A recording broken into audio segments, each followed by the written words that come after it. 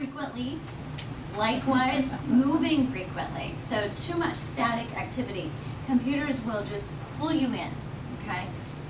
If not a computer, then a book or a television show or whatever it is. But you need to get up, create screensavers that remind you, break time. Get up and move and walk down the hall, do something briskly before you come back.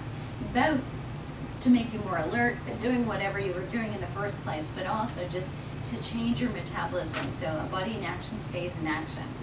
If you're sedentary, you're going to want to stay that way. That thermogenic effect of food accounts for about 15% of your metabolism. So you can boost that just a little bit and have that effect all day if you eat frequently throughout the day. You can do the same in taking advantage of it after a meal. If you go to the Duke, basically the Duke Fat Farm, okay? You can stay for a week and go through their studies, and they have their chefs prepare the meals, and they teach you, about things like this, actually, and how to do quality exercise, build it into your life, and then you go home out of that environment where you don't have a personal chef and you're supposed to do it by yourself. But they take advantage of that after every meal, after every breakfast, every snack. You're going to be walking, going for a walk. So kind of you're taking advantage of the Christmas season sales, right? People are going to buy anyway. You're going to have a sale to bring them in. So it's after dinner when it's already high. Take advantage of boosting it just a little bit more by also going for a walk. So you're going to just capitalize on that, okay? Same idea. Okay, strength training, 2 days a week. How many of you, or raise your hand if you are strength training? Is our class? Yes. Yes. Yep. Yes. Yep. Yep, you bet. Okay.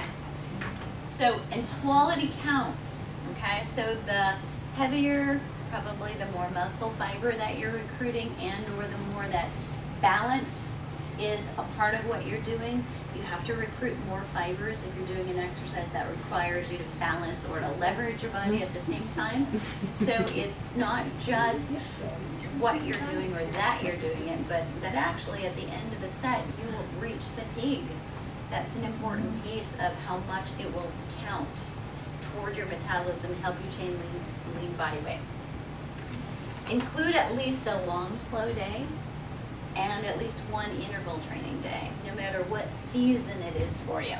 So when you first start, right now if you're in off season, you're going to do more longer, slower days to build that base if you haven't got it. So if you just got back from the Christmas season and you have been participating in that and not so much in this, then you may need to build that base again, okay? But if you've already got it, you stay really consistent, then good for you. I hope you had more than coal in your stocking. Then you may be ready to do a little bit more interval training if you haven't been. So take a look at, does every day I go in and do my cardio look almost the same? I mean, if you had to draw a picture, is it kind of a flat line? Which, if you're talking about heart, that's not good, right? You need some peaks and valleys in that, okay? On the elliptical treadmill, there is a difference of random and programs. So each day you choose one program. Is that going to help you or no?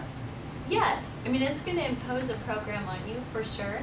What you don't know and you can override though with your intensity level. So you want to make sure that it gets to a point where if we talk about that infamous scale of 1 through 10, that it gets to when you're working hard to an 8 or just maybe close to 9, bumping up into 9. So you can, yeah, yes. I mean I do push like on the elliptical I do, treadmill I'm not because I'm a little bit nervous on that because whether I'm going to have shooting sharp off breath. the back. Yeah. So I feel like that. But on the elliptical I do that. Good. So that's where I was just checking. Yes. Yep, absolutely. That's imposing interval training on you. That's right. Yep. And just then impose on it, how do you feel? So, I mean, you could be doing, high and low, on your interval training. So not quite, more like effigy mounds and not quite Pikes Peak, okay? So you want to make sure that it's really an interval that counts. Avoiding eating too little, that is notorious for our fat to fit contestants. Those people who are really trying to lose quite a bit of weight struggle with the concept that, you know, eat more to lose, because that is certainly not what we grew up with, right? And it's